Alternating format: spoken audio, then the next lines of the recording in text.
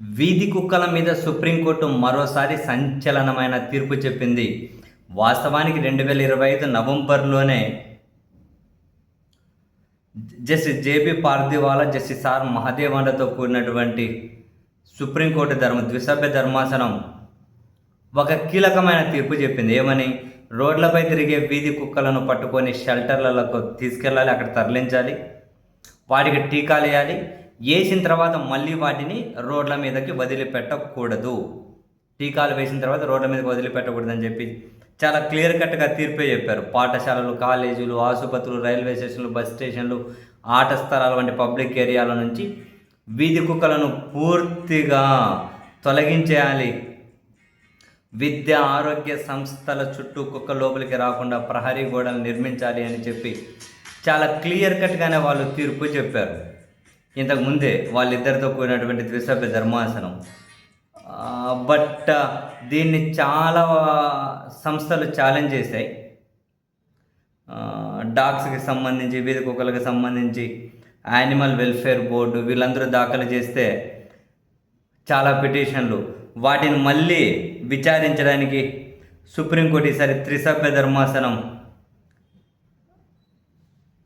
ఈ పిటిషన్లను స్వీకరించింది.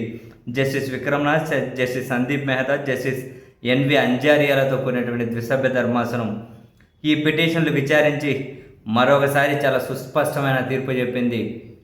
ఎట్టి పరిస్థితుల్లోనూ పాత తీర్పును పునఃసమీక్షించే అవకాశమే లేదు. ఈ కుక్కల ప్రేమికులు ఎవరైతే జంతు ప్రేమికులు ఉంటారో వాళ్ళు వేసిన అన్ని పిటిషన్లను డిస్మిస్ చేస్తూ ఉన్నాం. దేశంలో ప్రతి పౌరుడు స్వేచ్ఛగా బ్రతకాలి, కానీ భయంతో కాదు. రోడ్ల మీద ఫుల్ ప్రజలు ఉన్న దగ్గర కుక్కల భయానికి ముసలి వాళ్ళు, చిన్నపిల్లలు అసలు ఇప్పటికైనా కుక్క కాట్లకు గురై మరణించడం ఏంటి? స్వేచ్ఛగా వాళ్ళు రోడ్ల మీదకి వెళ్ళలేకపోవడం ఏంటి? మళ్ళీ ఈ తీర్పును పునఃసమీక్షించమనే పిటిషన్లు ఏంటి? పౌరులు స్వేచ్ఛగా జీవించే హక్కుకు ఇవన్నీ వ్యతిరేకం. సో ఎట్టి పరిస్థితుల్లోనూ వీధి కుక్కలు రోడ్ల మీద కనిపించకూడదు. అలా ఇంకోసారి కనిపించినా, ఇంకెక్కడైనా కుక్కలకు సంబంధించి సంఘటనలు మా దృష్టికి వచ్చినా సుప్రీంకోర్టు ధిక్కరణను వాళ్ళు ఎదుర్కోవాల్సి ఉంటుంది అని క్లియర్ కట్గా వీధుల్లో కుక్క కనిపించవద్దు. పిచ్చి కుక్కలను మీరు వాటిని చంపేయండి. ప్రమాదకర కుక్కలను అయితే ఎట్టి పరిస్థితుల్లో సహించొద్దు.